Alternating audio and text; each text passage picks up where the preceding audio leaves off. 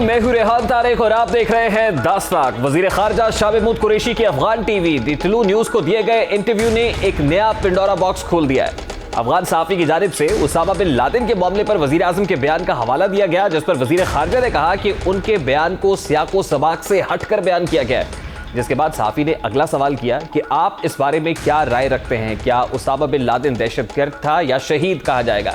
वजीर खारजा तकरीबन 8 सेकंड तक खामोश रहे और कहा कि वो इस पर बात नहीं करना चाहते। अफगान सहाफ़ी की जानिब से क्या पूछा गया, उसका जवाब किस अंदाज में दिया गया, सबसे पहले उसकी एक झलक आपके सामने रखता है। Prime Minister Imran Khan called Osama bin Laden a martyr. Well, again, Simple out of context. He was quoted out of context, and a particular section of the media played it up. Is he a martyr? You disagree? Osama bin Laden?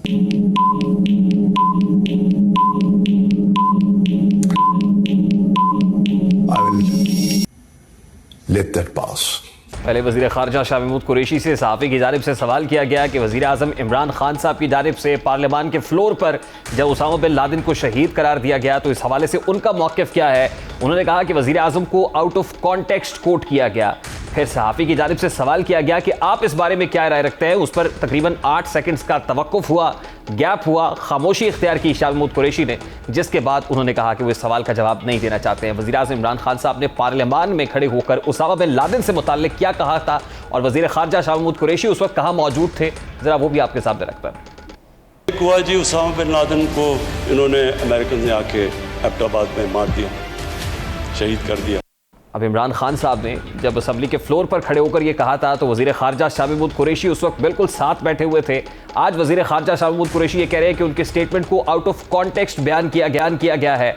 फिर वो ये कह रहे हैं कि असल में उनकी इस पर कोई राय नहीं है, वो इस पर जवाब नहीं देना चाहते। अब वज़ीर ख़ारजा शाह महमूद कुरैशी जो बड़े आर्टिकुलेट हैं, जिनकी कम्युनिकेशन स्किल्स पर कोई शक नहीं है, अभी हाल ही में उन्होंने CNN को इंटरव्यू दिया जिसकी काफ़ी सताइश हुई, काफ़ी अप्रिशिएट किया गया। लेकिन आज शाह महमूद कुरैशी साहब जब गैर मामूली तवक्कुफ़ दे रहे हैं सहाफ़ी के सवाल के जवाब में तो सवालात उठ रहे हैं। एक नया पिंडोरा बॉक्स खुल रहा है कि उसामा बिन लादेन से मुताल्लिक़ हुकूमत की पॉलिसी क्या है, क्या किसी कन्फ्यूजन का शिकार है, ये कन्फ्यूजन किस वजह से है। वज़ीर ख़ारजा के इंटरव्यू ने पाकिस्तान की अफगान पॉलिसी समेत कई सवालात खड़े कर दिए हैं। शाह महमूद कुरैशी की जानिब से वाज़ेह मौक़िफ़ अपनाने की बजाय पसोपेश से काम लिया गया है। उनका बयान एक ऐसे वक्त में सामने आया है जब वज़ीर आज़म पाकिस्तान इमरान खान ने एक बार फिर पाकिस्तानी अवाम की भरपूर तर्जुमानी करते हुए अमेरिका को 2 टोक अल्फाज में इनकार किया है। एब्सोल्युटली नॉट सिर्फ एक बार नहीं कहा बल्कि 2 बार कहा है। वज़ीर आज़म ने वाज़ेह अल्फाज में कहा है कि अमेरिका को अफगानिस्तान से इनखला के बाद पाकिस्तान में अड्डे हरगिज़ नहीं दिए जाएंगे।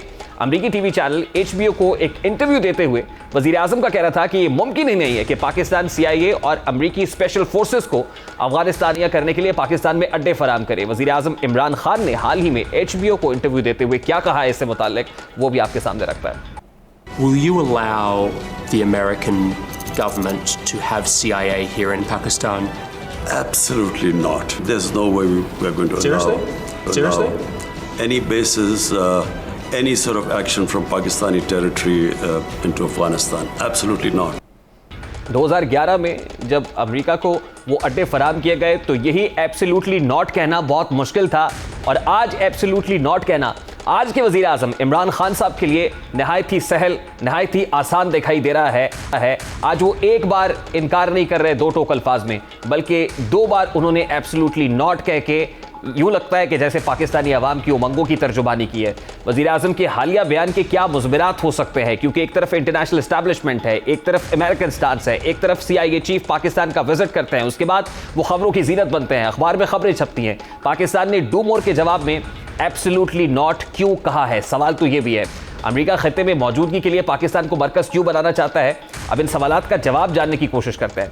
अमेरिका और नेटो अफवाज के अफगानिस्तान से इनखला के बाद बाइडेन इंतजामिया अफगानिस्तान में दहशतगर्द गिरोहों पर नजर रखने और उनके खिलाफ मुमकिन कार्रवाइयाँ करने के लिए हमसाया ममालिक में अड्डे कायम करना चाहती हैं ताकि बवक्ते ज़रूरत अफगानिस्तान में कार्रवाइयाँ की जा सकें। दूसरी जानिब तालिबान वाशिंगटन को मुतनब्बे कर चुके हैं, खबरदार कर रहे हैं कि अफगानिस्तान से इनखला के बाद वो ये नहीं चाहेंगे कि खित्ते में अमेरिका के सिक्योरिटी असासे मौजूद रहे, उनके बेसिस मौजूद रहे, उनकी ट्रूप्स मौजूद रहें, वो यहाँ से कार्रवाइयाँ कर सकें। वज़ीर-ए-आज़म के बयान से कबल अमरीकी मीडिया और तज्ज़ियाकारों का ख्याल था कि पाकिस्तान माजी के बरक्स अमरीका को अफगानिस्तान में इंसदादी दहशतगर्दी की कार्रवाइयों के लिए अपना मशरूत ताउन फराहम कर सकता है, लेकिन अब पाकिस्तान ने इन तमाम तर खबरों, तज्जियों और अफवाहों की मुकम्मल तरदीद की है। सवाल यह है कि पाकिस्तान अफगानिस्तान में कार्रवाई के लिए अमरीका को अड्डे क्यों नहीं देना चाहता है। इस हवाले से अफगान हुकूमत और तालिबान क़यादत की हालिया बयान इंतहाई अहम है। पाकिस्तान की कोशिश है कि एतदाल पसंद अफगानिस्तान धड़ों और तालिबान पर मुश्तमिल एक हुकूमत कायम हो, एक कोलिशन गवर्नमेंट हो जिसमें तमाम फरीकैन का कंसेंसस हो, वो मुत्तफिक हों। इस्लामाबाद दोनों धड़ों की मौजूदगी में अफगान अमन अमल को यकीनी बनाने के लिए कोशा भी है। पाकिस्तान ने गुज़श्ता 20 बरस के दौरान अफगान जंग के सबसे ज़्यादा नुकसानात उठाए हैं। अरबों डॉलर्स का मौशी नुकसान हो या 70,000 से ज़ायद कीमती जानों का ज़िया, पाकिस्तान ने अमरीका को फौजी अड्डे देने का खुमियाजा भुगता है। हर हाल में अमरीकी कार्रवाइयों का रद्द-ए-अमल पाकिस्तान के गली कूचों और बाजारों में देखा गया। आज पाकिस्तानी सिक्योरिटी फोर्सेस और अवाम की लाजवाल कार्रवाइयों के बाद पाकिस्तान एक पुरअमन रियासत बन चुका है। इस्लामाबाद कतई नहीं चाहेगा कि अमरीका जंग का हिस्सा बनकर वो अपने मुल्क का नुकसान करे। वज़ीर-ए-आज़म इमरान खान पाकिस्तान की सालमियत और बका के लिए अमरीकी डिक्टेशन से निकलने की कोशिश कर रहे हैं और बज़ाहिर दिखाई दे रहा है कि अफगानिस्तान में अमन की बहाली के साथ साथ पाकिस्तानी सरहदों की सालमियत भी मौजूदा क़यादत की अव्वलीन तरजीह है। अमरीका के अफगानिस्तान से इनखला के बाद खित्ते की सियासत पर असरात मुरतब होते दिखाई दे रहा है। पाकिस्तान का झुकाव चीन की जानिब है, जबकि ईरान, तुर्की और रूस की तर्ज पर गोल्डन रिंग इत्तेहाद से भी ताल्लुकात बेहतर हो रहे हैं। यानी अगर आलमी सफ़बंदी की बात की जाए तो हालात 2011 से बिल्कुल मुख्तलिफ है। 2011 में जिस वक्त 9/11 अटैक के बाद जो सूरत हाल पैदा होती है, उस वक्त जो हुआ, आज पाकिस्तान में सिचुएशन बड़ी मुख्तलिफ है। जो 2001-2002 के अंदर रहा, उस वक्त जनरल परवेज़ मुशर्रफ की तरफ से एक डिसीजन लिया गया, वो इंटरनेशनल लॉबी के प्रेशर में एक फैसला करते हैं। उस वक्त चीन का क्या मौक़िफ़ होता है, वो काफ़ी हद तक अमेरिका के साथ खड़े होते हैं। उस वक्त वाशिंगटन से जो कॉल आती है बैक कहना पड़ता है, लेकिन अब सूरत हाल बिल्कुल मुख्तलिफ है। ताल अमेरिका के अफगानिस्तान से इनखला के बाद के अज़ाइम भी अब वाज़े नहीं है। पेंटागन ने वाज़े अल्फाज में अफगान अफवाज को फ़ज़ाई हुदूद देने से इनकार किया है, जबकि महकमा दिफा अमरीकी अफवाज के खित्ते में मौजूदगी बरकरार रखने पर भी मुसर है। पाकिस्तान के इनकार के बाद अमरीका शाम, इराक और मिस्र के अलावा वस्ती एशियाई रियासतों में अड्डे कायम रख सकता है, लेकिन अफगानिस्तान के पड़ोसी ममालिक और खित्ते की दो बड़ी ताकतें रूस और चीन अमरीकी मौजूदगी की मुखालिफ में इस वक्त अपना वोट दे रहे हैं। जो जिस वक्त जनरल परवेज़ मुशर्रफ की तरफ से ये बेसिस दिए गए थे, उस वक्त जो फरीकैन पाकिस्तान के हामी दिखाई दे रहे हैं, उस वक्त अमरीकी मौक़िफ़ की तायीद कर रहे थे। आज सूरत हाल यकसर मुख्तलिफ है। इन हालात में क्या पेंटागन के लिए अफगानिस्तान पर नज़र रखने के लिए महंगे ज़राए इस्तेमाल किए जाएंगे? सवाल तो ये भी है कि पाकिस्तान पर दबाव बढ़ाने के लिए वाशिंगटन क्या मजीद हरबे इस्तेमाल कर सकता है? क्या पाकिस्तान इस पोजीशन में है कि वो अमेरिका को डू मोर की बजाय नो मोर कहे? क्या पाकिस्तान चीन की बुनियाद पर अमेरिका को आंखें दिखा रहा है? क्या दुनिया में नई सफ़बंदी हो रही है? और अगर नई सफ़बंदी हो रही है तो पाकिस्तान कहाँ खड़ा है? इन तमाम तर सवालात का जवाब देने की कोशिश करेंगे। सीनियर सहाफ़ी तज्ज़ियाकार सलीम साफ़ी साहब ने हमें ज्वाइन किया है। अस्सलाम वालेकुम साफ़ी साहब, बहुत बहुत शुक्रिया आपके वक्त के लिए। साफ़ी साहब, सबसे पहले तो ये फरमाइएगा, वज़ीर ख़ारजा शाह महमूद कुरैशी ने अफगान टीवी को इंटरव्यू दिया जिसमें अफगान सहाफ़ी की जानिब से उसामा बिन लादेन से मुतालिक एक सवाल किया गया और वज़ीर-ए-आज़म इमरान खान के उस बयान का हवाला दिया गया जो उन्होंने पार्लियामान के फ्लोर पर कहा था, जिसमें उसामा बिन लादेन को शहीद करार दिया गया था। तो आप बताइए कि शाह महमूद कुरैशी साहब की तरफ से गैर मामूली तवक्कुफ़ क्या किसी कन्फ्यूजन की जानिब इशारा कर रहा है? पॉलिसी स्टेटमेंट देते हुए कहीं कन्फ्यूज है वज़ीर ख़ारजा और ख़ुद हुकूमत पाकिस्तान? देखिए, दो जगहों पे कन्फ्यूजन है। एक तो हमारी पॉलिसी में भी कन्फ्यूजन है और दूसरा ख़ुद मेरे ख्याल में शाह महमूद कुरैशी साहब के हाँ अपनी एक उनकी इस वक्त जो पोजीशन है उसके लिहाज से भी कन्फ्यूजन है। कन्फ्यूजन ये है कि माजी में इमरान खान साहब ने पाकिस्तान की मजहबी जमातों की तरह एक प्रॉक्सी का किरदार अदा किया और उन्होंने तालिबान से मुतालिक और उसामा बिन लादेन से मुतालिक एक एक्सट्रीम राइट विंग का मौक़िफ़ अपनाया हुआ था। अब शायद उस वक़्त उन्होंने ये नहीं सोचा था कि एक दिन उनको वज़ीर-ए-आज़म पाकिस्तान भी बनाया जाएगा, या शायद उनको यकीन नहीं था। दूसरी तरफ आप देखें तो पाकिस्तान का पूरी दुनिया के सामने केस क्या है? पाकिस्तान का इस वक्त पूरी दुनिया के सामने केस यही है कि हमने दुनिया की खातिर, अमेरिका और वेस्ट की खातिर 9/11 के बाद जो उनका वार ऑन टेरर था अल-कायदा के ख़िलाफ़, और ज़ाहिर है कि उसके कायद उसामा बिन लादेन थे। अफ़गान तालिबान से मुतालिक तो फिर भी पाकिस्तान में दो राय पाई जाती हैं, लेकिन ख़ुद इस दौरान अल-कायदा ने फिर ज़्यादा जंग की पाकिस्तानी रियासत के ख़िलाफ़, और पाकिस्तानी रियासत ने उसके ख़िलाफ़ किया, और अमेरिका की क़यादत में पूरी दुनिया और ख़ुसूसन नेटो वग़ैरह अल-कायदा ही के ख़िलाफ़ यहाँ पे लड़ती रही। अब इस वक्त दुनिया के सामने पाकिस्तान का केस ये है कि आप अलकायदा के ख़िलाफ़ जंग में हमारी क़ुरबानियों को रिकगनाइज़ करें और उस बुनियाद पे हम दुनिया से सिला मांगते हैं। एक तरफ दुनिया तो हम पे पहले से इल्ज़ाम लगा रही है कि हमने तालिबान को सेंचुरीज़ दी या तालिबान से मुतालिक हमने सॉफ्ट कॉर्नर रखा, लेकिन ये जो अलकायदा से मुतालिक पाकिस्तान के वॉर के बारे में कोई इबहाम नहीं था। लेकिन जब पाकिस्तान का प्राइम मिनिस्टर ऐसी बात कह दे तो इस मौका पे उन्होंने उससे मुतालिक भी इबहाम पैदा कर दिया। अब दूसरी तरफ जो शाह महमूद कुरैशी साहब से मसलन ये सवाल किया गया, तो एक तरफ अगर वो उनको शहीद करार नहीं देते तो वो अपने प्राइम मिनिस्टर की नफ़ी करते हैं, और शाह महमूद कुरैशी साहब जो मैंने आपको बताया कि उनके यहाँ जो कन्फ्यूजन है, तो उनके यहाँ एक तो कन्फ्यूजन ये है कि वो ज़्यादा प्राइम मिनिस्टर साहब के गुड बुक्स में नहीं है, और पहले आपको पता है कि जहांगीर तरीन साहब और ये लोग उनके करीब थे। दूसरा, उन पे ये शक किया जा रहा है पीएम हाउस में कि वो कुछ हवालों से वज़ीर आज़म साहब का मुतबादिल बनने कर रहे हैं। तो इसलिए आपने देखा होगा कि वो असम्बली के अंदर भी ऐसी चीज़ें कर लेते हैं कि जो एक फॉरेन मिनिस्टर को ज़रूरत थी, या फिर आप देखें कि वो फॉरेन पॉलिसी से मुतालिक या अफ़गानिस्तान से मुतालिक या उनके NSA से मुतालिक बयान दे रहे थे, तो उन्होंने उसको मुल्तान के एक जलसे में दे दिया। साहब शायद एक नया पेंडोरा बॉक्स खुल गया है, क्योंकि 2011 का वाक़या है, लोग कहते हैं गड़े मुर्दे उखाड़ रहे हैं, लेकिन जब आप इस तरह से स्टेटमेंट देंगे इंटरनेशनल मीडिया में तो यकीनन फिर लोग उसको कैपिटलाइज तो करेंगे। लेकिन दूसरी तरफ एक पॉलिसी बड़ी क्लियर दिखाई दे रही है, जिसमें इमरान खान साहब ने अमरीकी टीवी को इंटरव्यू देखते हुए एक दफ़ा नहीं बल्कि 2 बार एब्सोल्युटली नॉट कहा है कि हम अब अपने फौजी अड्डे अमेरिका को किसी सूरत नहीं दे सकते हैं। ये बड़ा कैटेगोरिकल स्टांस है, इसको बड़ा अप्रिशिएट किया जा रहा है। यहां पर इतनी स्ट्रेट अवे इतनी क्लियर पॉलिसी क्यों दिखाई देती है फिर साहब? नहीं, देखें, एक तो ये है कि वो पाकिस्तानी इस्टेब्लिशमेंट का बहुत पहले से फैसला है। अफ़गानिस्तान में जो डेवलपमेंट पिछले चंद महीनों के दौरान हुई, उस पर हकीकत यह है कि प्राइम मिनिस्टर साहब को तो पता भी नहीं था। इस वक्त पाकिस्तान की हुकूमत जो है और पाकिस्तान की इस्टेब्लिशमेंट, उन्होंने दिन रात एक किया हुआ है पिछले कई महीनों से, बल्कि 1 साल से अफ़गानिस्तान में पॉलिटिकल सेटलमेंट के लिए, और वो तालिबान को समझा भी रहे हैं, उन पे दबाव भी डाल रहे हैं कि वो पॉलिटिकल सेटलमेंट के लिए तैयार हो जाए। दूसरी तरफ तालिबान इस वक्त बहुत इस पे नाराज़ हैं, तपे हुए हैं कि पाकिस्तान ने मॉस्को कॉन्फ्रेंस में रूस, चीन, अमेरिका और दीगर ममालिक के साथ मिल के उस स्टेटमेंट पे दस्तखत क्यों किए जिसमें ये कहा गया था कि तालिबान की इमारत इस्लामिया दोबारा काबिल कबूल नहीं है। अब अगर इमरान खान साहब की पॉलिसी देखें तो वो तो इस दौरान तालिबान की मुसलसल वो हिमायत करते रहे और उसकी कामयाबी के मुतमन्नी थे। तो फिर तो इस वक्त अफ़गानिस्तान में जो कुछ हो रहा है या तालिबान जो कुछ कर रहे हैं, तो वो तो इमरान खान साहब की आरज़ू पूरी होनी चाहिए थी और फिर उनको तो उस पर जश्न मनाना चाहिए था।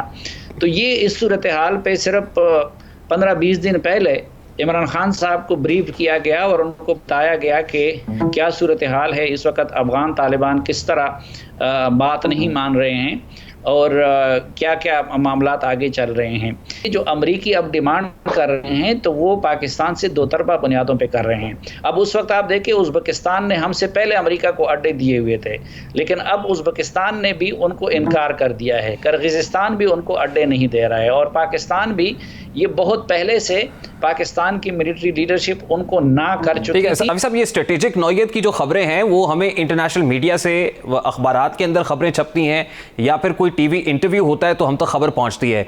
आपको नहीं लगता ऑपोजिशन भी ये कहती है कि ये मामलात जो हैं वो पार्लियामान के अंदर आने चाहिए? गो के स्पीकर कौमी असम्बली ने इस हवाले से आज एक नवीद सुनाई है, इशारा दिया है कि शायद ये मामला पार्लियामान के अंदर टेकअप होगा, लेकिन आपको नहीं लगता कि बहुत देर पहले इस तरह के मामलात को लाके पार्लियामान के फ्लोर पर डिस्कस करने चाहिए और एक कौमी कंसेंसस, इत्तफाक राय पैदा करने की जरूरत है? वो एक तो देखिए कि वो पीपल्स पार्टी के दौर से एक नेशनल सिक्योरिटी कमेटी चली आ रही थी जिसको रज़ा रब्बानी साहब हेड करते थे। तो बदकिस्मती से एक तो इस इमरान खान साहब के दौर में उस कमेटी को ख़त्म कर दिया गया है, उसकी कोई वजूद नहीं है। दूसरा, आप भी जानते हैं, मैं भी जानता हूं कि न ये स्पीकर उसी तरह का कोई बाइख्तियार है, न ये पार्लियामेंट उसी तरह का बाइख्तियार है, और ख़ुद जो प्राइम मिनिस्टर इस पार्लियामेंट को कोई वक़्त देना नहीं चाहते, उसके इंतखाब के हवाले से भी, यानी ये वो पार्लियामेंट है जिसको PTI के सिवा बाकी सब जमातों ने उसके इंतखाब के बारे में सवालात उठाए थे। लेकिन अब चूंकि ये अफ़गानिस्तान वाला मामला इतना बढ़ गया है, मैं यहाँ पे आपको एक ख़बर भी दे दूँ कि ये कुछ अर्सा कबल एक ब्रीफिंग का एहतमाम किया गया था तमाम पॉलिटिशियन के लिए और ख़ुसूसन अपोजिशन के लिए। अब उस ब्रीफिंग का फिर कुछ जमातों ने, JUI वगैरह ने तो बाइकाट किया था, लेकिन वो ब्रीफिंग किसी और की तरफ से थी। लोग उस उम्मीद के साथ आए थे और उसमें शाह महमूद कुरैशी साहब ने एक तो ये खिलाफ वर्जी कर दी अपोजिशन को एम्बेरस करके कि वो ऑफ द रिकॉर्ड ब्रीफिंग थी और उसका दावत किसी और की तरफ से थी, लेकिन अगले रोज़ शाह महमूद कुरैशी साहब ने नंबर बनाने के लिए ये कह दिया कि जी मैंने कल अपोजिशन के रहनुमाओं को ब्रीफिंग दी है। दूसरा, उसमें ही ये मुतालबा अपोजिशन की तरफ से भी किया गया था और ये तय हुआ था मुक़्तदिर हल्कों की तरफ से, वो विलिंग है कि पार्लियामेंट को ब्रीफिंग दे दे, वरना हमें पता है कि ये स्पीकर अपनी तरफ से इतना रिस्क नहीं ले सकते। ये जो बार बार स्पीकर कह रहे हैं कि जी ब्रीफिंग होनी चाहिए और ये वो, तो उनको पता है कि वहाँ उस साइड की तरफ से पहले से खुद ये ख्वाहिश ज़ाहिर की गई है कि पार्लियामेंट को ब्रीफिंग दे दी जाए। बहुत बहुत शुक्रिया साफ़ी साहब आपके वक्त के लिए। सीनियर साफ़ी तज्ज़ियाकार सलीम साफ़ी साहब हमारे साथ मौजूद थे। जो वक्त आगे बढ़ रहा है, अफ़गान तालिबान का जो असर रसूख है वो अफ़गान हुकूमत तक भी पहुँच रहा है। वो मुख्तलिफ अज़ला पर कब्ज़ा जमा चुके हैं, वो पेशकदमी कर रहे हैं। अफ़गान फोर्सेस के पास इतनी कैपेसिटी नहीं है जो अफ़गान तालिबान का मुकाबला कर सके। जो वो पेशकदमी करेंगे, वो मज़ीद टैंक्स हासिल करेंगे, मज़ीद आर्म्स एमुनेशन उनके पास पहुँचेगा, तो कभी इम्कानात हैं कि अफ़गान तालिबान बिलाखिर अपनी जो पोजीशन है उसको मुस्तहकम करेंगे, मजबूत करेंगे। दूसरी तरफ वज़ीर-ए-आज़म इमरान खान साहब की जानिब से जो अमरीकी टीवी को इंटरव्यू दिया गया, उसमें साफ़ी की तरफ से सवाल पूछा गया कि जब से जो बाइडन अमरीकी सदर बने हैं, क्या उनसे आपका कोई राब्ता हुआ है? तो इमरान खान साहब की तरफ से कहा गया कि अभी तक कोई राब्ता नहीं हुआ, लेकिन अगर वो राब्ता करना चाहें तो कर सकते हैं। क्या पाकिस्तान और अमरीका ताल्लुकात भी किसी सर्द मोहरी का शिकार हैं? अफगानिस्तान के अंदर इस वक्त क्या हो रहा है, मुमकिन सिचुएशन क्या होगी, इस मामले पर बात करेंगे। माहिर अफगान उमूर रुस्तम शाह महमद इस वक्त हमारे साथ मौजूद हैं। अस्सलाम वालेकुम रुस्तम साहब, बहुत बहुत शुक्रिया आपके वक्त के लिए। सबसे पहले तो ये फरमाइएगा कि अफगान सिचुएशन के तनाजुर में क्या पाकिस्तान और अमरीका के ताल्लुकात सर्द मोहरी का शिकार है, खासतौर पर जब से जो बाइडन इंतजामिया आई है और उन्होंने दफ्तर संभाला है? देखिए, कुछ गलत फहमियाँ ज़रूर पाई जाती हैं। अमरीका अब भी ये समझता है कि पाकिस्तान का तालिबान पे कंट्रोल है और उनके कुछ अड्डे यहाँ पर हैं और उनके कुछ लीडर यहाँ पे रहते हैं, और पाकिस्तान वो कंट्रोल अमरीकी मफादात के खातिर वो इस्तेमाल नहीं कर रहा। अब ये बात गलत है, हक़ाइक़ पर मबनी नहीं है। तालिबान का पाकिस्तान का असर ज़रूर है। इन्फ्लुएंस एक चीज़ होता है और कंट्रोल दूसरी चीज़ है। तालिबान अपने फैसले ख़ुद करते हैं, उनके अमीर हैं हैबतुल्लाह खुनज़ादा, उनकी शूरा वहाँ बैठी हुई है और उनका एक नुमाइंदा वफ़द कतर में भी है। उन्होंने 20 साल जदोजहद की है। वो कैसे पाकिस्तान के एक इशारे पे अपना सारा जो उनकी स्ट्रेटजी है, उनका जो गोल है, उनका जो प्रोग्राम है, वो सारा बदल देंगे और अमेरिका को खुश करने के लिए कोई ऐसा इक़दाम करेंगे जो उनके जो फील्ड कार्डर्स हैं उनको एक्सेप्टेबल नहीं होगा। फिर तो तालिबान की तहरीक ख़त्म हो जाएगी और मुल्क में और भी अफरा तफरी फैल जाएगी। तो अमेरिका को समझ लेना चाहिए कि पाकिस्तान का जितना इन्फ्लुएंस है वो असर तो पाकिस्तान ने इस्तेमाल किया है, लेकिन इसके बाद तालिबान बुनियादी तौर पे जो उनका मिशन है अफ़गानिस्तान में एक इस्लामी हुकूमत के क़याम का, उसमें वो अपने फैसले खुद करते हैं। वो न पाकिस्तान की सुनेंगे न किसी और मुल्क की सुनेंगे। साहब देखिए, CIA चीफ का पाकिस्तान का दौरा, उसके बाद अखबार में ये खबर छपना, ये बात सामने आना कि ऐसा हुआ है, पाकिस्तान की जानिब से इनकार किया गया है, फिर इमरान खान साहब का स्ट्रेट अवे एब्सोल्युटली नॉट कहना कि सवाल ही पैदा नहीं होता। आपके ख्याल में इसके क्या इम्प्लीकेशंस होंगे, क्या रिपरकशंस हो सकते हैं इंटरनेशनल लॉबी की तरफ से? देखिए, बात असल में ये है कि पाकिस्तान ने एक गलती तो की थी 2001 में, जब आधी रात की टेलीफोन कॉल पे उन्होंने जनरल परवेज मुशर्रफ ने सबका सब उनको मान लिया था, उनके सारे डिमांड्स मान लिए थे। न किसी से उन्होंने मशवरा किया था, न उन्होंने कोई शुरा बुलाया, कोई इजलास बुलाया था। उनको अड्डे भी दिए, उनके एयरपोर्ट के, उनके एयरफोर्स के तैयारी यहाँ से उड़ कर तालिबान के ठिकानों पे बमबारी करने लगे। लोगों को कैद करके अमेरिका के हवाले किया, उनके सफीर को भी कैद करके उनके हवाले किया, वो चीज़ अब दोबारा नहीं दोहराई जा सकती।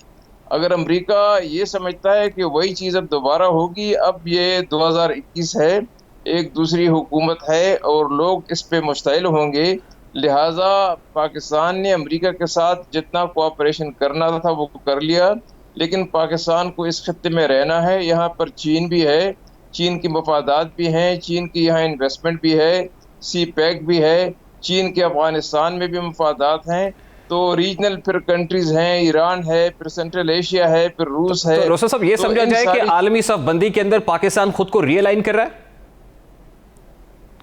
देखिए, पाकिस्तान जो है अमेरिका से तो ताल्लुकात कायम रखी हुई है, लेकिन उसके साथ पाकिस्तान की चीन के साथ बहुत करीबी ताल्लुकात हैं और वो ग्रो होते जा रहे हैं, वो मजीद बढ़ रहे हैं। गल्फ अखबार के अंदर ये खबर पिछले दिनों छपी जिसमें कहा गया कि यूएई से कुछ विकेट कराई गई हैं जगह, यानी जो खलीजी ममालिक में कुछ उनके अड्डे मौजूद हैं, मिलिट्री बेसेस मौजूद हैं, वहां से विकेट हो रही हैं। तो इस खबर में किस हद तक सदाकत है सर?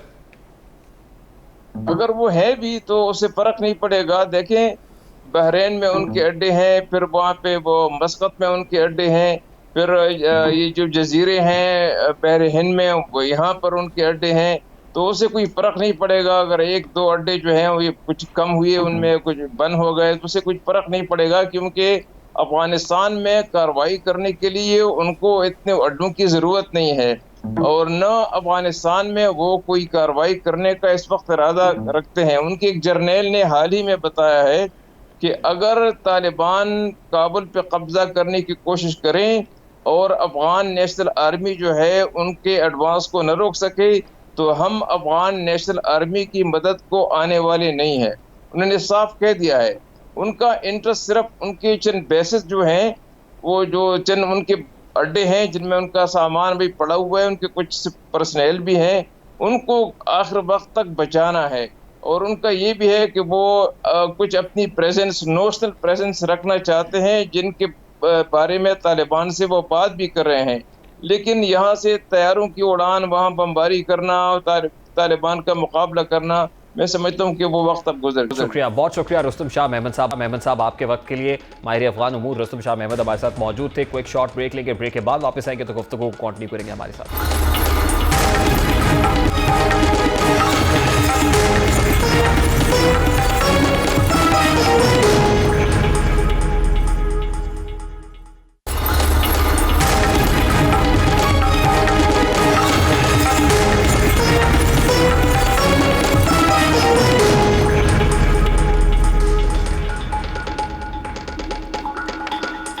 Welcome back. गुज़श्ता हफ्ते के दौरान मुल्क में महंगाई की शरह में इजाफा देखा गया। इदारे शुमारियात के मुताबिक 21 अशियाए खुरोनोश की कीमतों में इजाफा हुआ। टमाटर, चिकन, आलू, घी, दूध, दही और आटे का थैला महंगा हुआ। आटे का 20 किलो का थैला 1300 रुपये तक जा पहुंचा। इसी तरह दीगर अशिया की कीमतें भी आसमान से बातें करने लगी। यानी फूड इन्फ्लेशन है कि वो बढ़ती चली जा रही है, उसको ब्रेक नहीं लग रही है। बजट पेश होते ही अवाम पर महंगाई के आसेब के साए गहरे होते जा रहे हैं। लेकिन वफाकी वजीर दिफा परवेज खटक ने महंगाई को ऑपोजिशन का प्रोपेगेंडा करार देते हुए कहा है कि मुल्क में कहीं गुर्बत नहीं, जिस मुल्क में महंगाई नहीं होगी तो वो मुल्क रुक जाएगा। वजीर दिफा के मुताबिक दुनिया में हर जगह महंगाई बढ़ी है, अमेरिका और यूरोप में भी महंगाई जारी है, लेकिन इसका एक फार्मूला है, अगर आवाम का मयार ज़िंदगी नीचे जाए और महंगाई आए तो तबाही, और अगर आवाम का मयार ज़िंदगी बेहतर हो रहा है और उनके पास पैसा है तो मुल्क में तबाही नहीं तरक्की है। परवेज खटक साहब इस हवाले हैं और महंगाई से मुतालिक उन्होंने क्या कहा है उसकी एक झलक आपके साथ रखता है। ये बिल्कुल गलत प्रोपेगेंडा है कि लोग भूखे हो गए, मेरे सूबे में आओ, मैं आपको फिराता हूँ, मुझे कच्चा मकान दिखा दो तो मैं कहूँगा कि ये मुल्क पीछे जा रहा है। अगर इन लोगों ने इकोनॉमिक्स पढ़ी हो तो ये आया है कि दुनिया में महंगाई हर जगह जा रही है। अमेरिका में भी महंगाई हो रही, यूरोप में भी हो रही है, लेकिन उसका एक फार्मूला है। अगर आवाम की ज़िंदगी या स्टैंडर्ड ऑफ लिविंग वो नीचे जाए और मुल्क में महंगाई आए तो वो तबाही है। अगर आवाम की ज़िंदगी बेहतर हो रही है, उनके पास पैसा है ख़रीद के लिए, तो वो मुल्क में तबाही नहीं, वो मुल्क की तरक्की है, क्योंकि महंगाई और लोगों की ज़िंदगी आपस में जुड़ी हुई है। वफाकी वज़ीर दिफा परवेज़ खटक के मुताबिक मुल्क में महंगाई नहीं है, अगर उन्होंने तरक्की देखनी है तो वो उनके सूबे यानी खैबर पख्तूनख्वा में देखें, वहाँ पर कच्चे मकानात नहीं हैं, वहाँ लोग प्रोग्रेस कर रहे हैं, बावजूद इसके कि 49% लोग वहाँ ख़ते गुरबत से नीचे ज़िंदगी गुजार रहे हैं, 43% का मयार ज़िंदगी बेहतर नहीं है, वहाँ पर ना तो तालीम की सहूलियात बेहतर मैसर हैं, ना ही लोगों का मयार ज़िंदगी उस तेज़ी से बुलंद हो रहा है जिसकी तस्वीर और जिसकी मंजर कशी वफाकी वज़ीर दिफा परवेज़ खटक साहब पार्लियामान के फ्लोर पर खड़े होकर कर रहे हैं। सिर्फ वज़ीर दिफा ही नहीं बल्कि वज़ीर ख़जाना शौकत तरीन भी महंगाई को ऑपोजिशन का प्रोपेगेंडा करार दे रहे हैं। लेकिन मेरे भाई ने एक बात की कि महंगाई महंगाई महंगाई, आप मुझे तो आप कह रहे हैं झूठ। 25% किधर है महंगाई? आपका ब्यूरो ऑफ स्टैटिस्टिक्स जो है जिसको आप भी यूज करते थे, पीबीएस हमारे वक्त का नहीं है जी, आपके वक्त भी यही था। वो तो यार महंगाई इस वक्त 11.5% है और फूड इन्फ्लेशन जिसकी बात करें वो 13% है, 25 तो नहीं है। अब हमें झूठा कह रहे हैं। ये वज़ीर ख़जाना है शौकत तरीन साहब जो महंगाई का मलबा ऑपोजिशन पर डाल रहे हैं, जिनके बकौल फूड इन्फ्लेशन 13% है, गो के 14% इस वक्त फूड इन्फ्लेशन है, इससे बढ़ती हुई दिखाई दे रही है। अशिया खुरोनोश आम आदमी की दस्तरस में नहीं है, लेकिन इस सब का रिस्पॉन्सिबल आज भी पाकिस्तान तहरीक इंसाफ को 3 बरस मुकम्मल होने के बाद भी सिर्फ और सिर्फ ऑपोजिशन है। गुज़श्ता 3 बरस से तहरीक इंसाफ हुकूमत अपने लिए सबसे बड़ा चैलेंज महंगाई को समझ रही थी, लेकिन हैरानकुन तौर पर आज हुकूमती वज़रा महंगाई का मलबा भी साबिका हुकूमतों पर डाल रहे हैं, लेकिन बकौल वज़ीर आज़म पाकिस्तान इमरान खान उन्हें महंगाई की वजह से नींद नहीं आती। वो इस हवाले से क्या स्टेटमेंट्स देते रहे वो भी आपके सामने रखता है। साल में रातों की अगर मेरी नींद गई है वो ये महंगाई की वजह से। सबसे ज़्यादा चीज़ जो रात को अगर मुझे नींद नहीं आती तो इसी चीज़ पे आती है, महंगाई के ऊपर, और महंगाई ख़ास तौर पे उन चीज़ों पे जो कि आम आदमी इस्तेमाल करता है। कोई मुश्किलें हैं, एक महंगाई है, दूसरी बेरोज़गारी है, ये 2 मुश्किल है ना सबसे ज़्यादा। मैं पहले दिन से अपनी कौम को कहा था कि हमें एक मुश्किल वक्त से गुजरना पड़ेगा। पहली मुश्किल महंगाई, दूसरी मुश्किल बेरोजगारी है। ये मुश्किलात वज़ीर आज़म इमरान खान साहब के नज़दीक हैं, ये प्रायोरिटी हैं, लेकिन आज वज़रा कह रहे हैं कि मुश्किलात से हम निकल चुके हैं, महंगाई नहीं है, बेरोजगारी अगर है तो वो साबिका हुकूमतों की वजह से। तहरीक इंसाफ ने जब से इक़्तिदार संभाला है महंगाई का जिन बेकाबू रहा है। मौजूदा हुकूमत को मुसलसल 3 बरस से महंगाई के हवाले से मुसलसल तनकीद का सामना है। हर गुजरते दिन के साथ आटे समेत दीगर अशिया ज़रूरिया की कीमतों का माजी से तकाबुल किया जाता है, कंपैरेटिव एनालिसिस ड्रॉ किया जाता है। महंगाई के हवाले से जब भी कोई सवाल उठाया गया तो वज़ीर आज़म पाकिस्तान इमरान खान के तबा नाजुक पर गिरा गुजरा है। जब सहाफ़ी पहुँचते हैं, आम आदमी से जानने की कोशिश करते हैं महंगाई है या नहीं, तो इससे मुताल्लिक वज़ीर आज़म इमरान खान साहब किस नाखुशगवार किस्म की हैरत का इजहार करते हैं वो भी आपके सामने रखता है।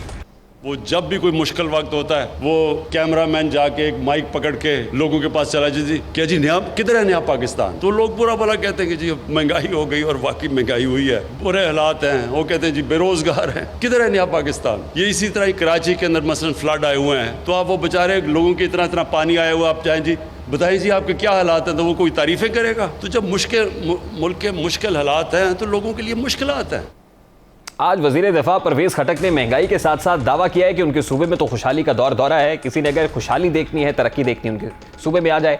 दूध और शहद की नहरें बह रही हैं, कोई मकान कच्चा है और ना ही कोई मकीन भूखा सोता है। हालांकि Pakistan institute of development economics PIDE की रिपोर्ट के मुताबिक गुज़श्ता चंद बरसों से खैबर पख्तूनख्वा में गुरबत में इजाफा हुआ है। रिपोर्ट के मुताबिक सूबे की 49% आबादी खते गुरबत से नीचे जिंदगी गुजार रही है। यही नहीं बल्कि वजारती मनसूबाबंदी और इस्लाहात की रिपोर्ट्स भी हुकूमती दावों की नफी करती हैं, जिनके मुताबिक पाकिस्तान में गुरबत का शिकार 43% अफराद को तालीमी सहूलियात मैसर नहीं है, 32% अफराद गैर मयारी जिंदगी गुजार रहे हैं, जबकि 26% आबादी को सेहत की सहूलियात मैसर नहीं है। आम पाकिस्तानी आज हुकूमत, वज़ीर आज़म, वज़ीर ख़ज़ाना से सवाल पूछने में हक बजानिब है कि अगर महंगाई नेमत है तो उनका मयार ज़िंदगी बुलंद क्यों नहीं है। अगर महंगाई बेहतरीन का ऐलान है, अगर महंगाई नहीं है, इससे डेवलपमेंट हो रही है, तो आम आदमी की आमदनी नहीं हो रही। सवाल तो ये भी है कि अगर सब अच्छा है तो वज़ीर आज़म को नींद क्यों नहीं आती है। अभी एक ब्रेक लेंगे, ब्रेक के बाद जब वापस आएंगे तो गुफ्तगू कंटिन्यू करेंगे हमारे साथ।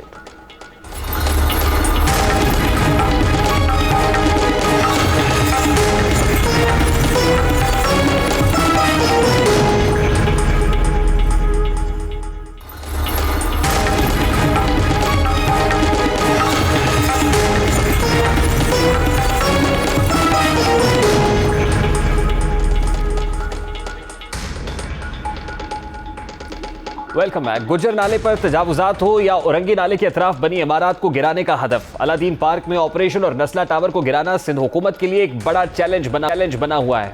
आज चेयरमैन पीपल्स पार्टी बिलावल भुट्टो जरदारी ने सुप्रीम कोर्ट ऑफ पाकिस्तान से शहर कायद में तजावुजात के खिलाफ ऑपरेशन के फैसले पर नजरसानी का मुतालबा किया है। बेनज़ीर भुट्टो शहीद के यौम पैदाइश से मुताल्लिक तकरीब से खिताब करते हुए चेयरमैन पीपल्स पार्टी का कहना था कि तजावुजात के खिलाफ ऑपरेशन अदालती हुक्म पर किया जा रहा है। गुज्जर नाले में रहने वाले लोग खुशी से नहीं रह रहे हैं। गुज्जर नाले के रिहायशी हालात की मजबूरी की वजह से वहां पर रह रहे हैं। किसी को बेघर करने से पहले उनको नया घर देना पड़ेगा, कोई कॉम्पनसेशन देनी पड़ेगी, कोई ऑल्टरनेटिव किसी मुतबादिल का इंतजाम करना पड़ेगा। उन्होंने मुतालबा किया कि हमें गरीब आवाम को ज़मीन देने की इजाज़त मिलनी चाहिए। चेयरमैन पीपल्स पार्टी के मुताबिक गुज्जर नाले में 3 नस्लों से लोग रह रहे हैं। एक ही रात में गरीब लोगों को बेघर करना एक कयामत है। पीपल्स पार्टी घर बनाती है, गिराती नहीं है। चेयरमैन पीपल्स पार्टी बिलावल भुट्टो जरदारी तजावुजात के खिलाफ जो क्रैकडाउन जारी है, ऑपरेशन है, उससे मुताल्लिक क्या कह रहे थे, उसकी एक झलक आपके सामने रखता है। चाह दिया बनी गाला, गिरा दिया गुजर नाला। लोग जो गुजर नाला में रह रहे हैं वो तो खुशी से वहां नहीं रह रहे हैं। गुजर नाला वहाँ कचरा है, अपने हालात की मजबूरी की वजह से वहाँ रहे। लेकिन फिर भी अगर हमने इस वक्त जब एक पूरा ग्लोबल पैंडेमिक चल रहा है तो किसी को बेघर करने से पहले, जो कि वैसे ही आखिरी ऑप्शन होना चाहिए जब कोई और ऑप्शन नहीं रहता है, जिन्होंने ये हुक्म दिया है अमल भी कर रहे हैं, उनको ना सिर्फ कॉम्पेंसेशन लेकिन हमें तो उनको पहला नया घर देना पड़ेगा, फिर आप तोड़ सकते हैं।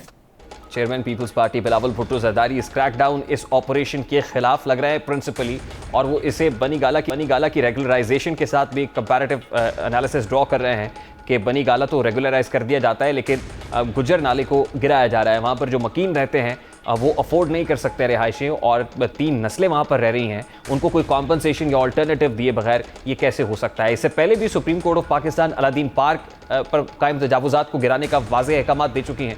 नस्ला टावर से मुतालिक अहकाम आ चुके हैं। सुप्रीम कोर्ट ऑफ पाकिस्तान में नज़र-ए-सानी की दरखास्तें भी दायर की गई लेकिन उनको सेट असाइड किया गया कि इनको रोक कर सबसे पहले इस ऑपरेशन को मंतकी अंजाम तक पहुँचना चाहिए है। ये जो तजावुजात कायम हैं, जो लोग यहाँ पर आकर बैठ जाते हैं, इनके पीछे कोई ना कोई माफियाज मौजूद हैं, फ्रंट मैन होते हैं, उसके पीछे एक पूरा नेक्सस है और उस नेक्सस को तोड़ना वक्त की अहम ज़रूरत है।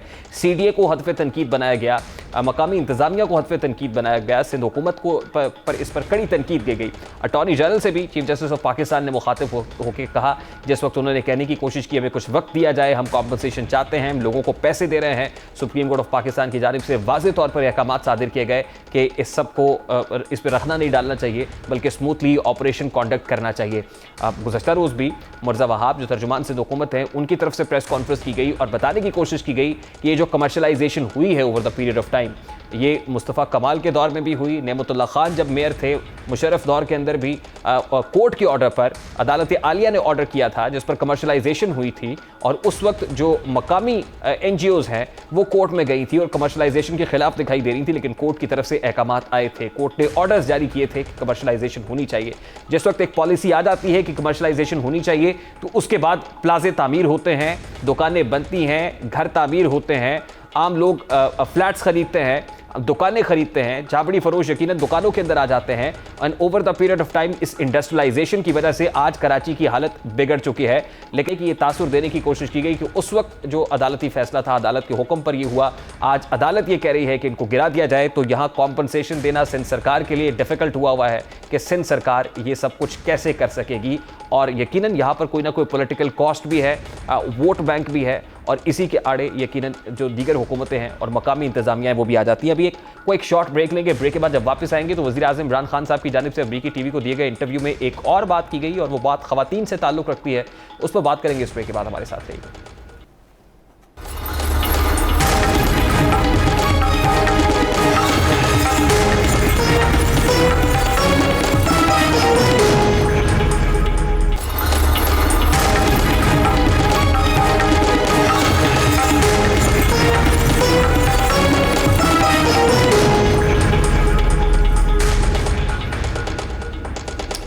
Welcome back. वज़ीर आज़म पाकिस्तान इमरान खान का सहाफ़ी जोनाथन स्वान को दिए गए इंटरव्यू में ख़वातीन के लिबास से मुताल्लिक बयान इस वक्त मौज़ूए बहस बना हुआ है। सहाफ़ी ने बढ़ते हुए तशद्दुद और ज़्यादती के वाक़यात के हवाले से सवाल पूछा। सहाफ़ी ने पूछा कि औरत जैसे कपड़े पहनती है क्या उसके कोई असरात मुरतब होते हैं। इसके जवाब में इमरान खान ने कहा कि अगर औरत मुख्तसर कपड़े पहनेगी तो इसके असरात मर्दों पर होंगे क्योंकि वो रोबोट्स नहीं हैं। उन्होंने ये वजाहत भी की कि इस बात पर मुनहसर है कि आप किस माशरे में रहते की जानिब से क्या सवाल किया गया और उसका जवाब इमरान खान साहब ने क्या दिया वो आपके सामने रखता है। I said the concept of parda. Concept of parda is avoid temptation in the society. We don't have discos here. We don't have nightclubs. So it is a completely different society, way of life here. So if you raise temptation in the society to the point, and all these young guys have nowhere to go, It has consequences in the society. अब वज़ीर-ए-आज़म के इस बयान पर उन्हें तनकीद का निशाना बनाया जा रहा है। वज़ीर-ए-आज़म ने हया और आज़ादी के हवाले से कहा कि ये कल्चर इम्पीरियलिज्म यानी सकाफती साम्राज्यत है।